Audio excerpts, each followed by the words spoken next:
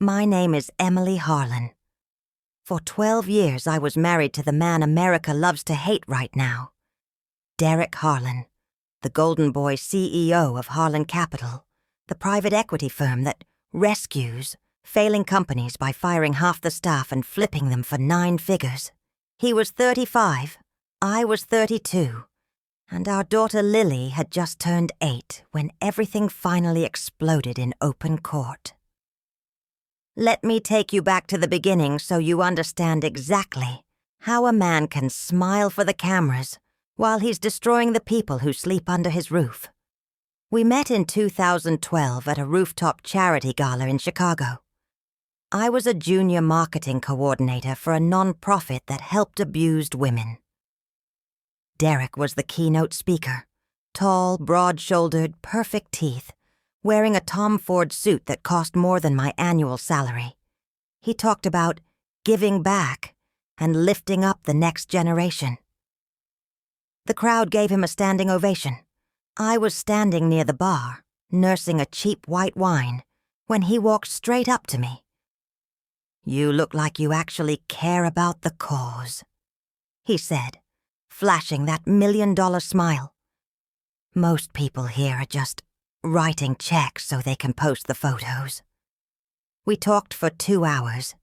He listened, really listened, when I told him about the women I worked with. By the end of the night, he had my number and a dinner reservation for the next evening at Alinea. 6 months later, we were engaged.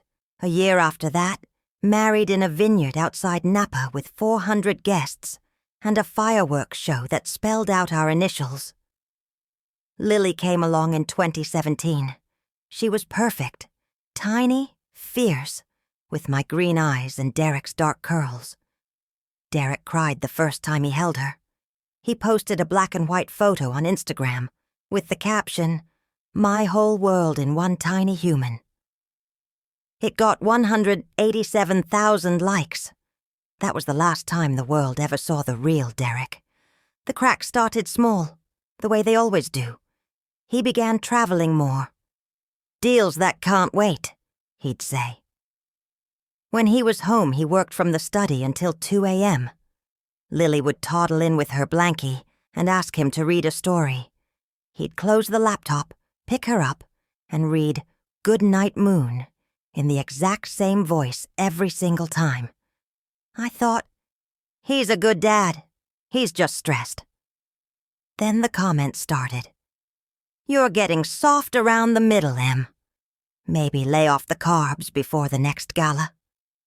You really wore that to preschool pickup. Jesus, people talk.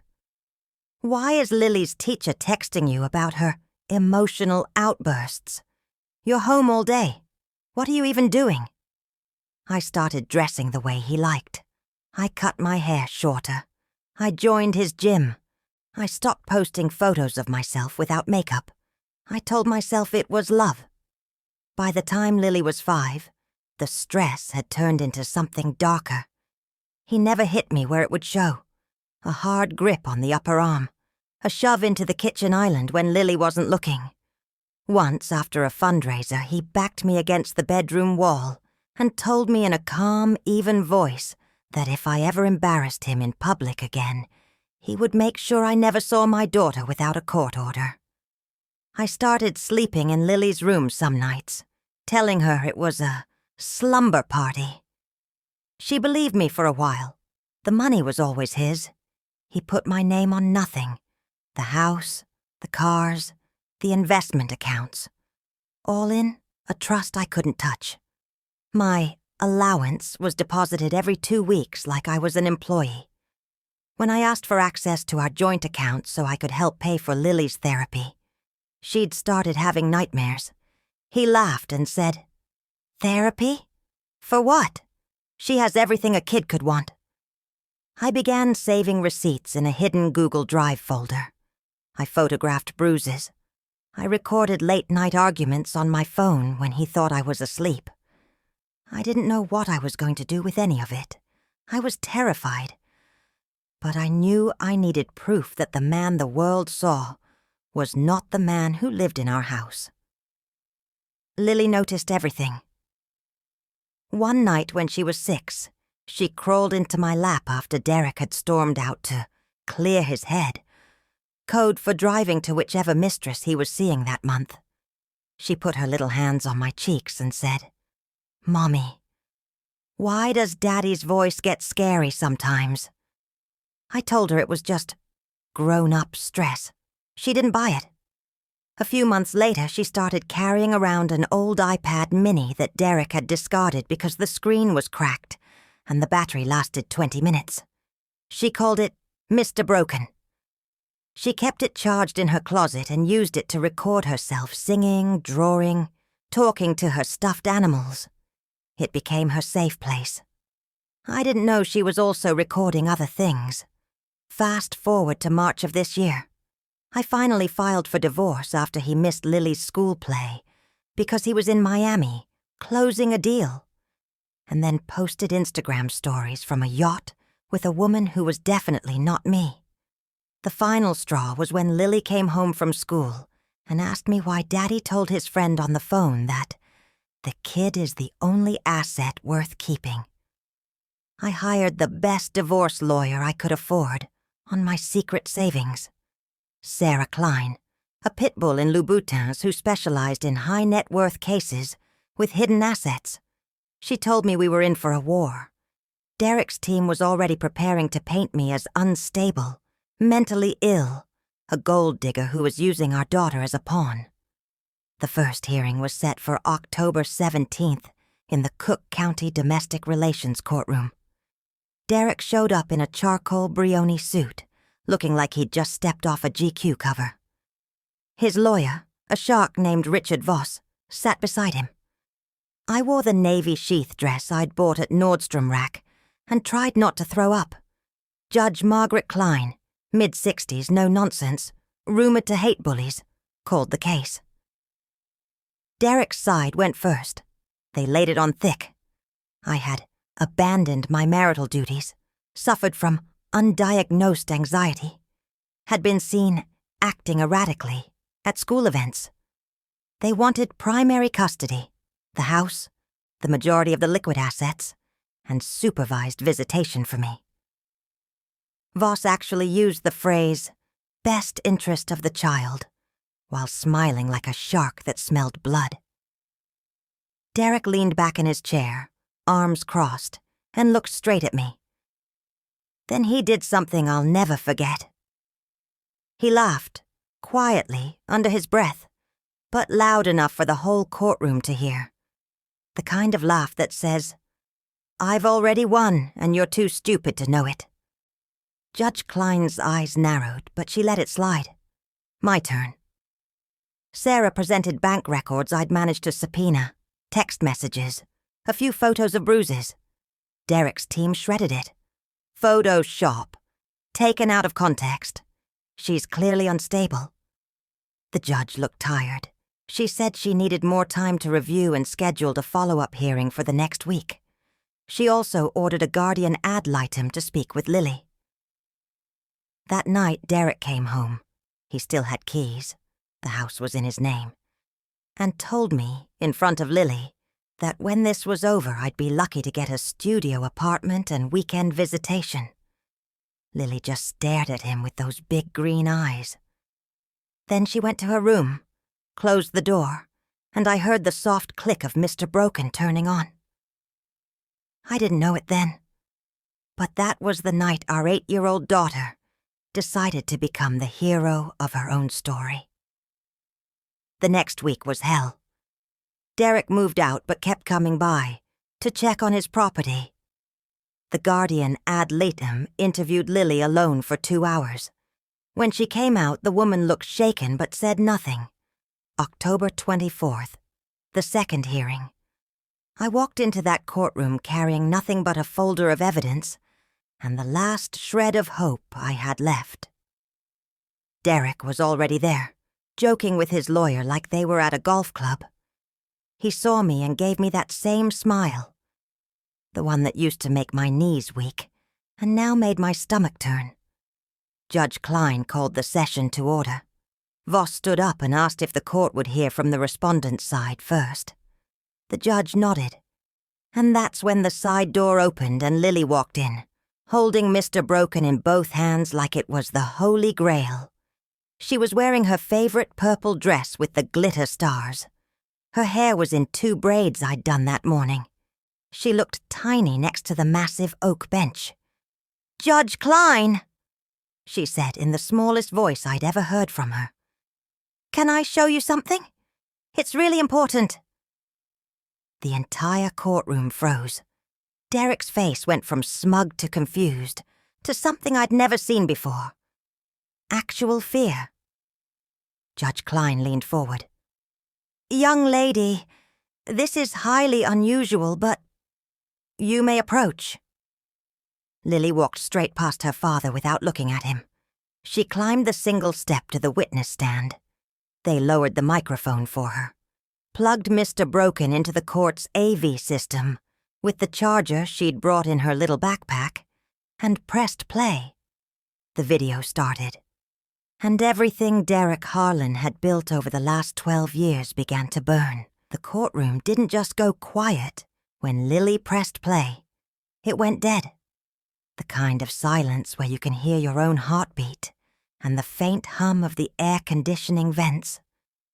Lily's small fingers tapped the cracked screen of Mr. Broken one last time.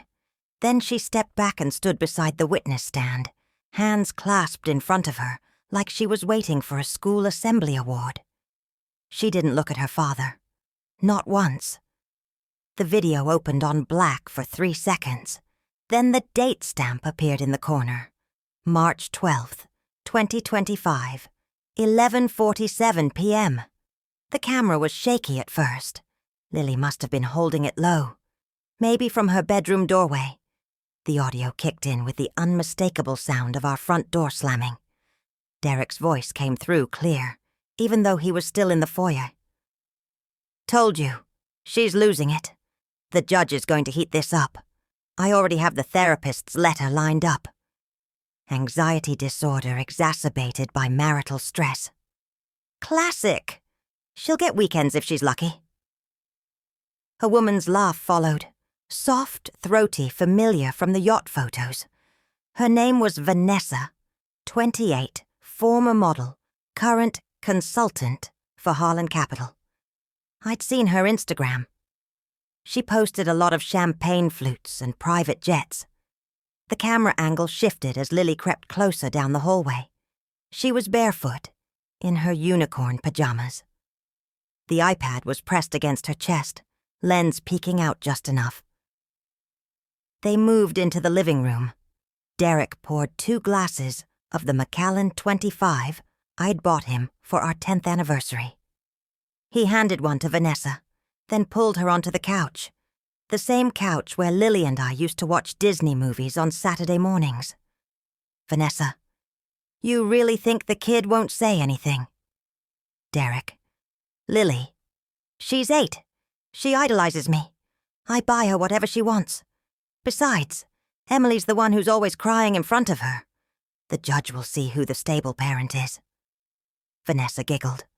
"And the money? You said the trust is ironclad."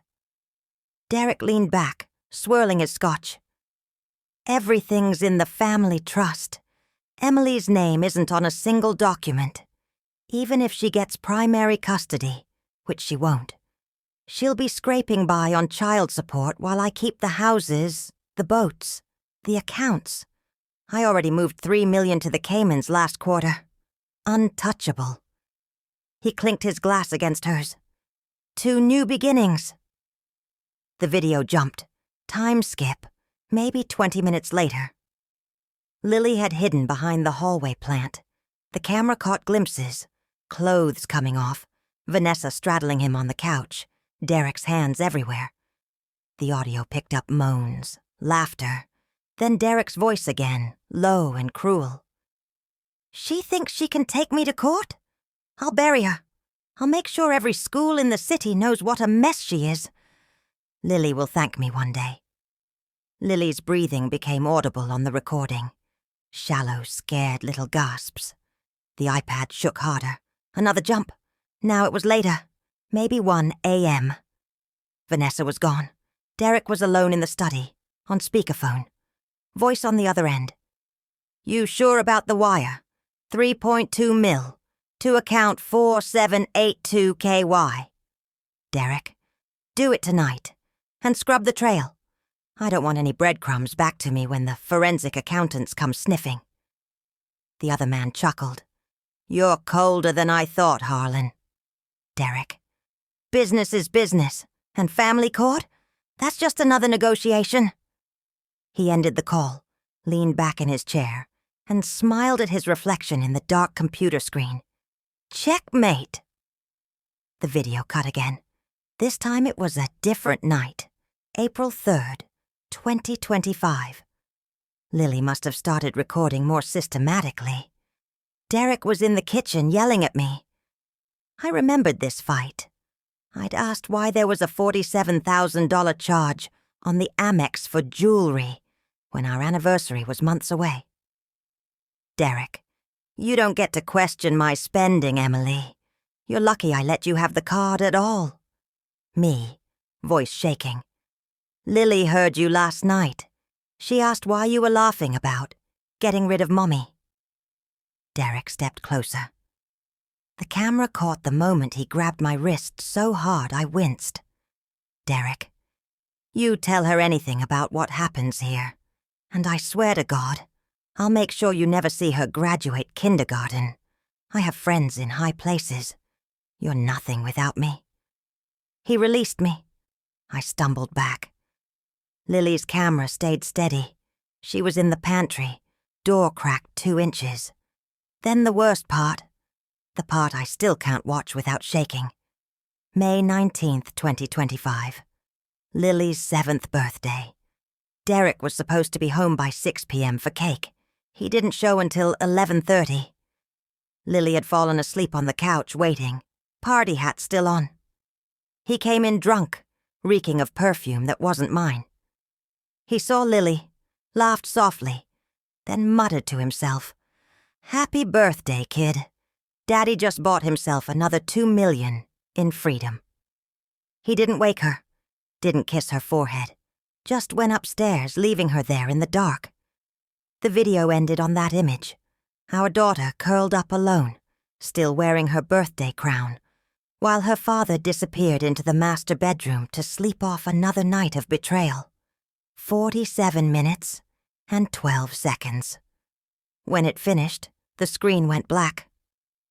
Lily unplugged the iPad, held it to her chest, and looked straight at Judge Klein. "That's what Daddy does when he thinks no one's watching," she said quietly.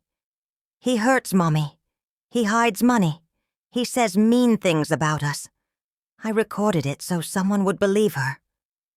The courtroom stayed silent for what felt like forever. Then Derek exploded.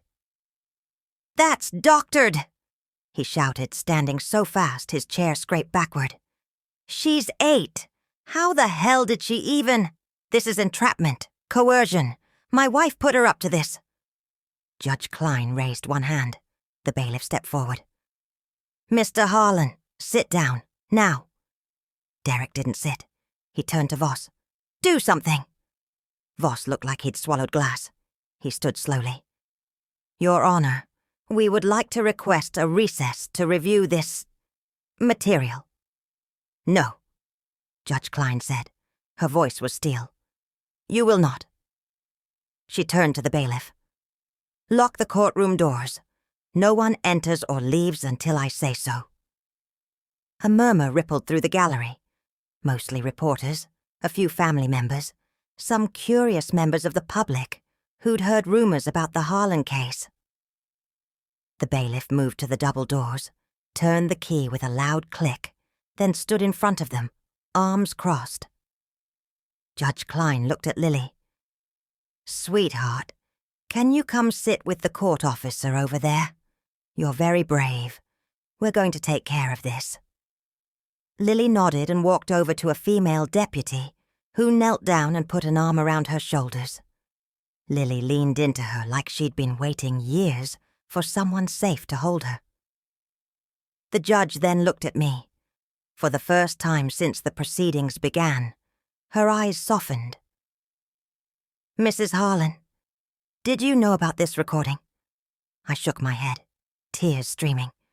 "No, Your Honor, I had no idea she was doing this." Judge Klein nodded once. Then she turned to Derek. "Mr. Harlan, you are now the subject of serious allegations that go far beyond the scope of this family court matter.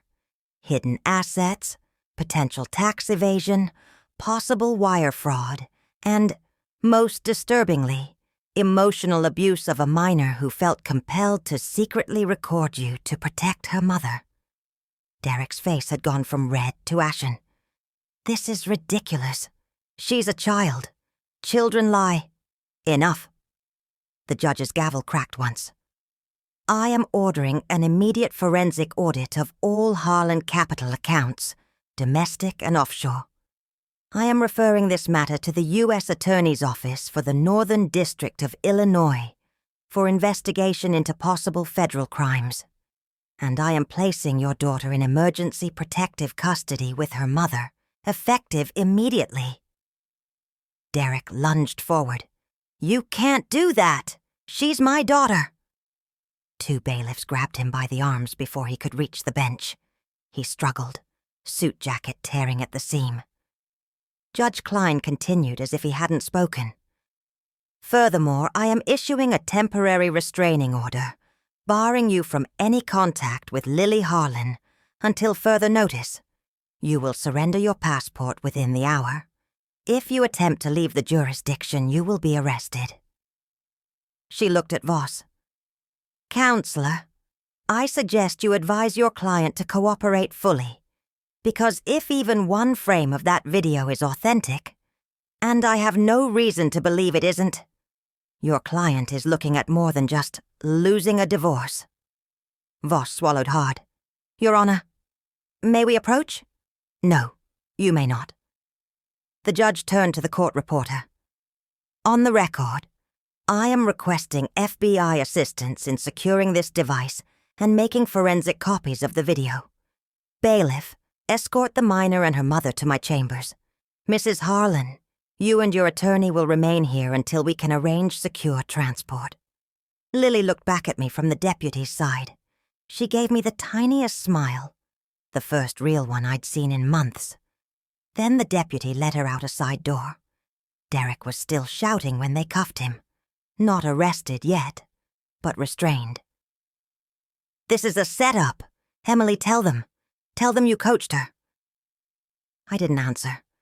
I just stared at the man I used to love, now red-faced and screaming like a trapped animal. Judge Klein addressed the gallery. "Anyone recording or live-streaming this proceeding will be held in contempt. Clear?" Several phones lowered instantly. She banged the gavel again. "Court is in recess until 2 p.m. Parties remain seated. Mr. Harlan will be detained in the holding cell adjacent to this courtroom, pending arrival of federal agents." The bailiff marched Derek toward the side exit. He twisted around one last time, eyes wild, looking straight at me. "You'll pay for this," he mouthed. I met his gaze without flinching. "No," I said softly, loud enough for only the nearest people to hear. "You already did." The doors closed behind him. In the next 45 minutes, 3 things happened almost simultaneously. FBI agents in plain clothes arrived and took possession of Mr. Broken. They made a mirror image of the drive right there in the judge's chambers, while Lily sat coloring with a marshal. My phone, which had been on silent, lit up with notifications. Bloomberg, CNBC, Chicago Tribune, push alerts. Billionaire PE exec Derek Harlan detained in court after daughter's video evidence. Someone in the gallery had leaked anyway. The internet moves faster than gavels. Sarah Klein squeezed my hand under the table. "Emily," she whispered, "you just won. Not just custody. Everything." I looked at her. "I didn't win anything. Lily did." By 1:45 p.m., the building was swarming with press. Cameras outside, helicopters overhead. My lawyer arranged for a private exit through the underground garage. Lily and I were bundled into an unmarked SUV with 2 deputies. As we pulled away, Lily leaned her head on my shoulder. "Mommy?" "Yes, baby?" "Is Daddy going to jail?" I kissed the top of her head. "I don't know yet, but he can't hurt us anymore. That's what matters." She nodded, then pulled Mr. Broken out of her backpack. The screen was still cracked, battery at 4%. She hugged it like a teddy bear. "I'm sorry I didn't tell you sooner," she whispered. "I just wanted to keep you safe." I started crying again, quiet, grateful tears this time. "You did, sweetheart. You kept us both safe." We drove toward a safe house the court had arranged while the world outside exploded. Derek Harlan, the man who'd built an empire on other people's pain, was about to watch his own empire burn. And it all started with an 8-year-old girl and a broken iPad. The next 72 hours felt like watching a skyscraper collapse in slow motion. By 8 p.m. on October 24th, FBI agents, not the polite ones from the courtroom, but the tactical team in windbreakers and vests, executed simultaneous search warrants at 3 locations: the Harlan Capitol headquarters on Michigan Avenue, 47th floor, glass walls, views of the lake; Derek's personal residence in Lake Forest, the one he'd moved into after I filed; a consulting office in the Gold Coast that nobody knew about until Vanessa started talking. Vanessa talked fast. She'd been picked up at O'Hare while trying to board a flight to Dubai. First-class ticket, one way, paid in cash. The agents found her in the lounge, sipping rosé. When they showed her a screenshot from Lily's video, the one where Derek says, "3.2 mil to the Caymans, scrub the trail," her face went white. Within an hour, she was in an interview room, waiving her right to counsel because I'm not going down for him. She gave them everything: dates, account numbers, passwords, even photos of Derek wiring funds while she filmed it on her phone, for fun. She claimed she thought it was just aggressive tax planning. The U.S. attorney didn't buy it, but they gave her limited immunity in exchange for full cooperation. By midnight, the first offshore accounts were frozen. 3 in the Caymans, 1 in Switzerland, another in Singapore.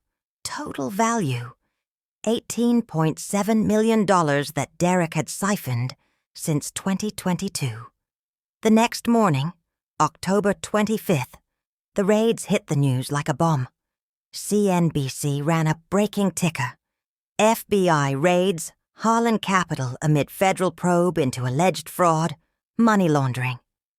Bloomberg had the headline: "Billionaire investor Derek Harlan, detained after daughter's secret recording triggers criminal referral."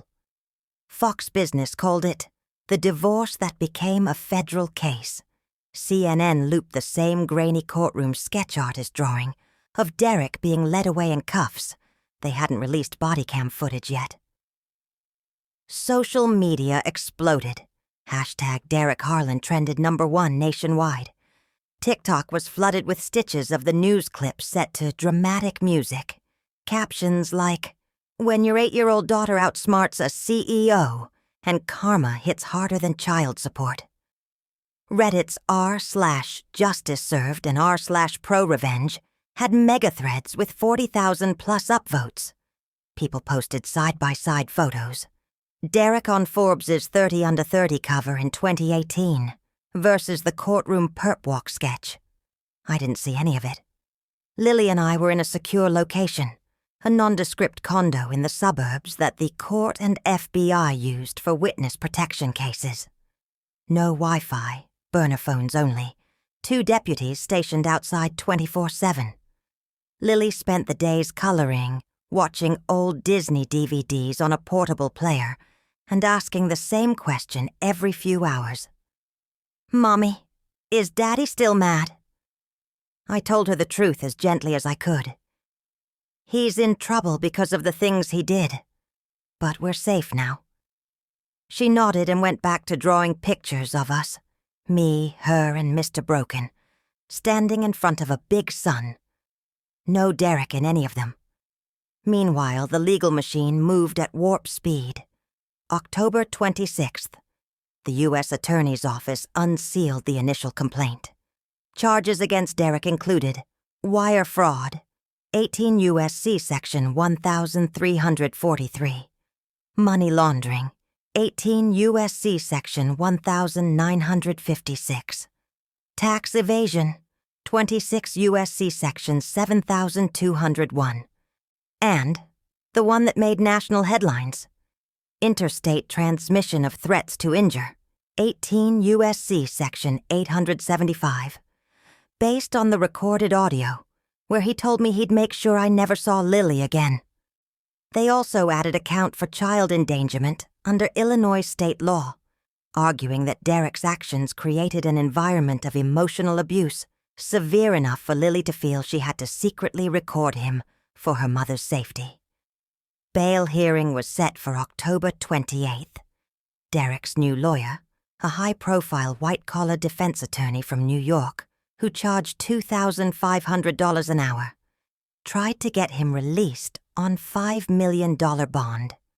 Judge Klein, who'd been assigned to oversee the family side while the federal case ran parallel, denied it.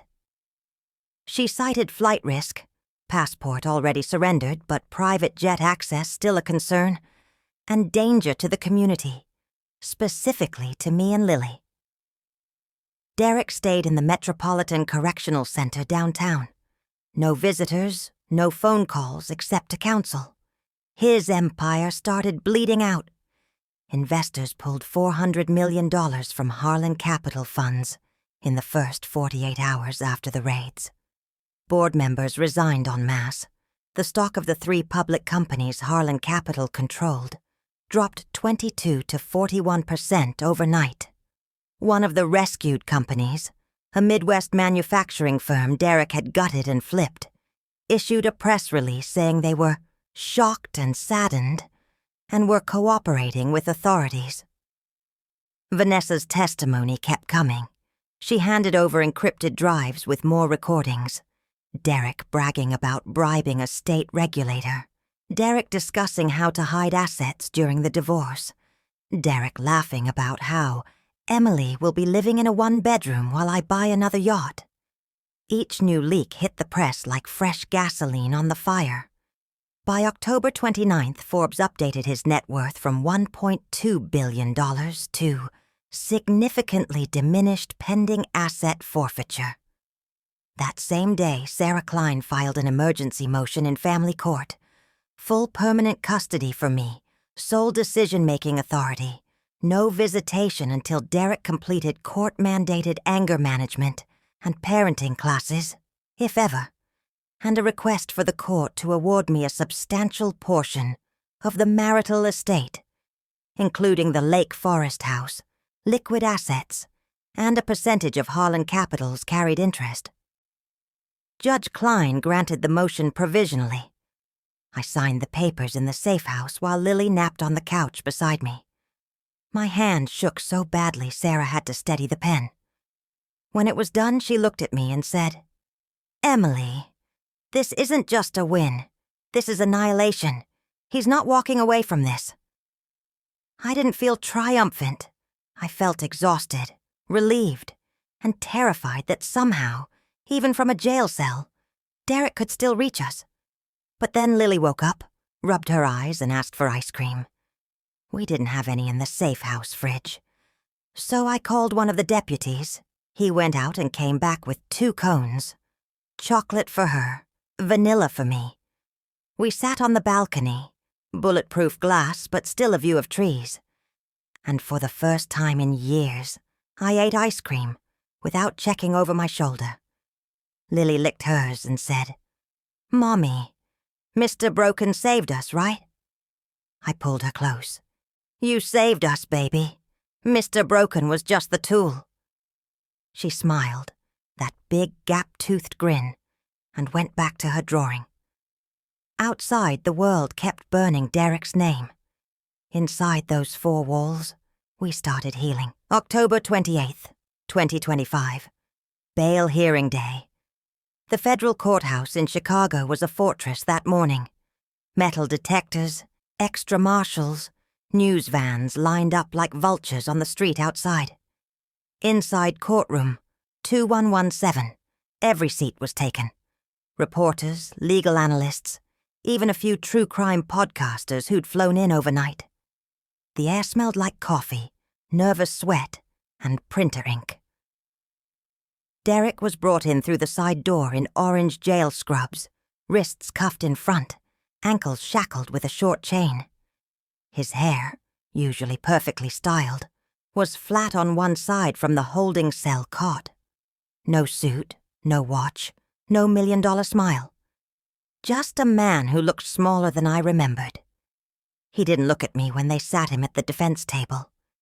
His new lawyer, Harlan Rothstein, the $2,500 an hour guy from New York, stood up immediately. Your Honor, my client has been detained for 4 days without formal arraignment on several of these charges. We request reasonable bail, $10 million, secured by assets, with electronic monitoring and surrender of all travel documents. The assistant U.S. attorney, a sharp woman named Carla Reyes, didn't even wait for the judge to ask. She stood. Opposed, Your Honor, strongly. The defendant poses a clear flight risk, multiple offshore accounts, private aviation access through his company, known international contacts. Moreover, the nature of the charges, including threats to injure and child endangerment, demonstrate ongoing danger to the alleged victims, particularly his minor daughter. She clicked a remote. The courtroom screens lit up with stills from Lily's video. Derek grabbing my wrist, Derek laughing on the phone about moving money, Derek muttering "checkmate" to his reflection. Rothstein objected. These images are inflammatory and unverified. Sit down, Mr. Rothstein. The judge, a stern older man named Patrick O'Malley, interrupted. I've reviewed the mirrored forensic copy of the device. The video is authentic. Chain of custody is intact. Proceed, Ms. Reyes. Reyes continued. We have new evidence since the initial detention. Cooperating witness, Vanessa Moreau, has provided additional recordings. One from July 2025 shows the defendant discussing the disposal of financial records should the divorce proceed unfavorably. Another captures him stating, quote, "If she pushes too hard, I'll make sure she disappears from Lily's life, permanently." That meets the threshold for a credible threat under 18 U.S.C., Section 875. A low murmur ran through the gallery. Derek's head dropped. For the first time, he looked broken. Rothstein tried one last push. My client is a respected businessman with deep ties to this community. He has no prior criminal history. He has no prior convictions. Reyes corrected. That's different. Judge O'Malley leaned forward. Mr. Harlan, do you wish to address the court? Derek lifted his head slowly. His voice cracked on the first word. I just want to see my daughter. I love her. This whole thing has been blown out of proportion. Emily, she's exaggerating. The video. Kids play with cameras. It's not what it looks like. The judge's expression didn't change. Noted. Bail is denied. The defendant will remain in custody pending trial. Pre-trial conference set for November 15th. Court adjourned. The gavel fell. Derek's shoulders slumped as the marshals led him back out. This time he did look at me. Just for a second. His eyes weren't angry anymore. They were empty, like something inside him had finally switched off. Outside the courtroom, Sarah Klein pulled me aside in the hallway. They offered a plea this morning, she whispered. 20 years, minimum 15 served. Forfeiture of 80% of identifiable assets. He turned it down flat. Said he'd fight it all the way. I nodded. He always did like being the hero of his own story. That afternoon, more leaks hit, this time from inside Harlan Capital. An anonymous employee, later identified as the CFO's executive assistant, released internal emails to ProPublica, subject lines like offshore reallocation, urgent, and divorce contingency, asset protection protocol. One email from Derek himself dated February 2025. Ensure the trust language is bulletproof. No spousal access under any scenario. If she files, activate Plan B. The story went supernova. The Wall Street Journal ran a front-page piece. From Golden Boy to federal defendant, how one recording undid a billion-dollar empire. Late-night shows did monologues. Jimmy Fallon. Folks, if your kid's old iPad starts talking in court, maybe it's time to rethink your life choices. TikTok edits multiplied. Slow-mo clips of Derek's courtroom walk, with captions like, "When the 8-year-old CFO checks your books," set to trending revenge anthems. November came fast. On November 12th, the U.S. Attorney dropped superseding indictments, 16 counts total, including conspiracy to commit money laundering and additional wire fraud charges tied to investor funds. The forfeiture request jumped to $47 million in traceable assets. Derek's legal team shrank. Rothstein stayed on, but 2 junior associates quit within days. Word was the firm didn't want the publicity stain. November 14th, the final nail. Vanessa Moreau took the stand at a preliminary hearing, closed to the public, but transcripts leaked within hours. Under oath, she described nights where Derek would come home from meetings and vent about me, calling me the anchor dragging him down, saying Lily was useful leverage, but a complication long-term. She played her own secret audio. She'd been recording him too, just in case. The clip that broke Twitter. Derek's voice, slurred from whiskey. If the judge gives her anything more than supervised weekends, I'll burn it all down before she sees a dime. Everything goes offshore. Let her try to collect from a ghost. The internet lost its mind. Hashtag burn it all down trended for 48 hours. That night in the safe house, Lily asked to watch a movie. We picked Moana. Halfway through, she paused it. Mommy? Yeah, baby. Daddy's not coming back to live with us, is he? I took a breath. No, sweetheart. He made some really bad choices. He has to answer for them now. She nodded slowly. That's okay. We have each other. And Mr. Broken can stay retired. She set the cracked iPad on the coffee table like it was finally allowed to rest. I hugged her so tight she giggled. The next morning, November 15th, pre-trial conference day, Derek's lawyer called Sarah. He wants to talk plea again, Rothstein said, but only if we drop the child endangerment counts. He says he'll take 15 years and keep the house for Lily when he gets out. Sarah laughed. Actually laughed. Tell him the offer from last week expired. New floor is 25 years, full forfeiture, and permanent no-contact order with the minor. Non-negotiable. Silence on the line. Then Rothstein. He's asking to speak to Emily, privately. I was in the room when Sarah put it on speaker. I said one word. No. That was the last direct communication we ever had.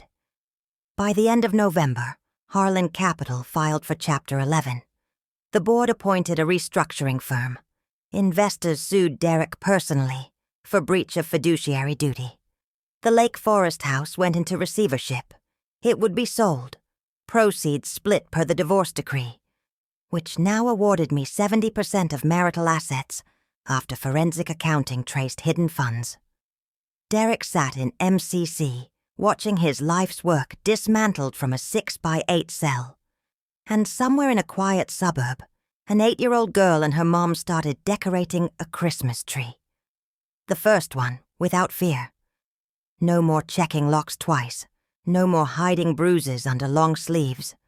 No more pretending everything was fine. Just lights, ornaments, and the soft crackle of a fireplace. Mr. Broken sat on the mantel like a trophy. He'd earned his retirement, December 15th, 2026. Sentencing day. The federal courthouse felt different this time. No frenzy of cameras outside. Security had been tightened after the leaks died down. Inside courtroom 2117, the gallery was half full. A few persistent reporters, some victims' advocates from the nonprofit I used to work for, and a handful of former Harlan Capital employees who'd come to watch the fall of the man who once signed their paychecks. Lily wasn't there. She didn't need to be. She was at school in 3rd grade now, with a new backpack and friends who didn't know her dad's name had once trended worldwide. She'd started therapy.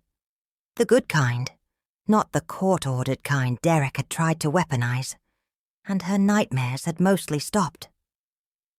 She still kept Mr. Broken on her dresser, but she didn't turn it on anymore. It was a relic now, a quiet monument. Derek was led in wearing the same orange scrubs, but he looked even smaller. His face had hollowed out. The tan from yacht days was gone. No more sharp jawline, no more confident posture. He kept his eyes on the floor as the marshals sat him down. Judge O'Malley entered. Everyone stood. United States versus Derek Harlan, the clerk read. Case number 25 CR 478, sentencing hearing. The assistant U.S. attorney, Carla Reyes, rose first for the government statement. Your Honor, over the past 13 months, Mr. Harlan has demonstrated no genuine remorse. Despite overwhelming evidence, forensic audits confirming $47 million in hidden and laundered assets, multiple cooperating witnesses, and the video testimony of his own 8-year-old daughter, he has rejected every reasonable plea offer.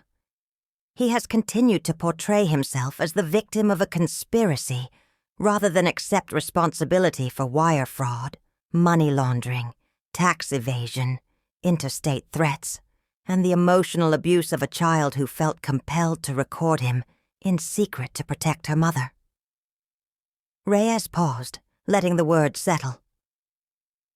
The government recommends the statutory maximum, 360 months, 30 years, followed by 5 years, supervised release, full restitution, and forfeiture of all identifiable proceeds of the crimes.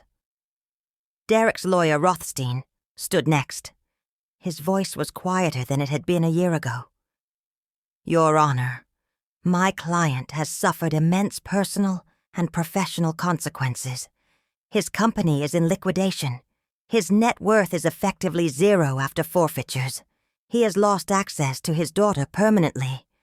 We ask the court to consider a sentence of no more than 120 months, with credit for time served, and the possibility of early release for good behavior. Judge O'Malley looked at Derek. Mr. Harlan, you may address the court if you wish. Derek stood slowly. His hands were uncuffed for the statement, a small procedural courtesy. He gripped the edge of the table like it was the only thing keeping him upright. He cleared his throat. The microphone picked up the tremor in his voice. I know I did wrong. I hurt Emily. I hurt Lily. I told myself it was just business, just protecting what I built, but I see now. I was wrong. I was selfish. Cruel. I don't expect forgiveness. I just want to say I'm sorry. To Emily. To Lily. If I could take it all back. His voice cracked. For a moment, it almost sounded real. Then he looked up, straight at the spot where I was sitting in the front row, and added softer. But she took everything from me. She used our daughter. That video, it ruined me. The courtroom went still. Judge O'Malley's face hardened. Mr. Harlan, he said evenly, your daughter did not use anything. An 8-year-old child felt so unsafe in her own home that she hid behind pantry doors and plants to document your behavior. That is not manipulation. That is survival. Derek's shoulders began to shake. Silent sobs. No tears. Just the dry, heaving kind that come when everything inside has already been hollowed out. The judge continued. I have reviewed the presentence report, the victim impact statements, the forensic accounting summaries, and the video evidence in its entirety. I have also considered letters from former employees, business partners, and, most significantly, a sealed letter from Lily Harlan, written with the assistance of her therapist and submitted through counsel. He lifted a single sheet of paper. In it, the minor child writes, I don't hate my dad. I just don't want to be scared anymore. Please make sure he can't come back and hurt us. I want to grow up happy with Mommy. Derek's head dropped completely. His lawyer put a hand on his arm, but he shook it off. Judge O'Malley set the letter down. Mr. Harlan, you built an empire by breaking people and companies. You treated your family the same way. The court finds no basis for leniency. You are sentenced to 300 months, 25 years, in federal prison, to be followed by 5 years of supervised release.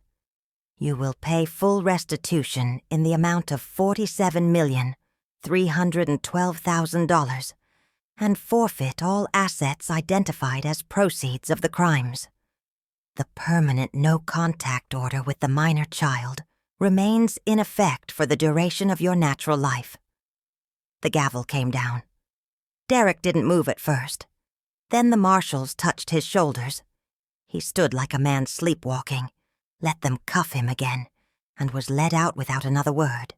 No final glance, no dramatic exit. Just gone. Outside the courthouse, Sarah Klein and I walked down the steps together.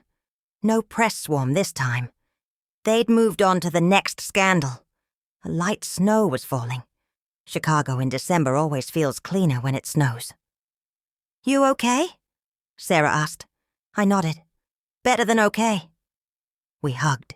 She whispered, You and Lily are free now. Really free. I drove to the school to pick Lily up early. She ran out with her coat half on, backpack swinging. Mommy, we made gingerbread houses today. She showed me a photo on her school iPad. A lopsided house with too much icing and candy cane windows. It's perfect, I told her. That night we went home. Our home now. The Lake Forest house after the receivership sale fell through, and the court awarded it to me outright as part of the equitable distribution. We'd painted over the old colors, hung new pictures, turned the study into Lily's art room. We baked cookies. Real ones. Not the frozen kind Derek used to complain tasted cheap. Later, after Lily went to bed, I sat on the couch with a cup of tea and opened my laptop for the first time in weeks, without dread. The internet hadn't forgotten. A YouTube channel called Justice Files had uploaded a 45-minute compilation titled The 8-Year-Old Who Took Down a Billionaire, Full Timeline. It had 12 million views in 3 weeks. Comments were full of heart emojis, protect Lily, at all costs, and this is why we need body cams in homes too. Someone had started a GoFundMe for Lily's future education. It hit $2.1 million before the family shut it down and redirected it to a domestic violence shelter in my old nonprofit's name. A producer from a major streaming service reached out about a limited series. I said no. This wasn't entertainment anymore. It was our life. But one thing did go viral that made me smile. A month after sentencing, an anonymous former Harlan Capital intern posted a TikTok, old security footage from the office, time-stamped 2 years earlier. It showed Derek in the break room, laughing with colleagues while holding up his phone. The audio was faint, but clear enough. She thinks she can leave? I'll make sure she's broken. Watch. The clip ended with the intern's text overlay. This was the day after his wife filed for divorce protection order. He laughed then, too. It got 47 million views. People stitched it with Lily's courtroom moment. The still image the judge allowed to be released. Her tiny frame at the witness stand, holding Mr. Broken. Side by side, Derek laughing in the office, then the empty chair where he used to sit in court.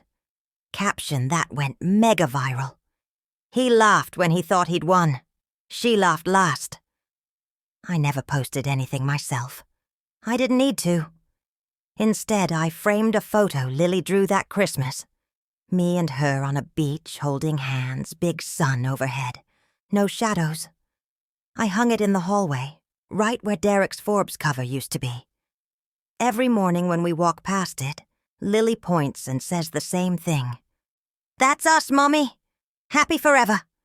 And for the first time in years, I believe her.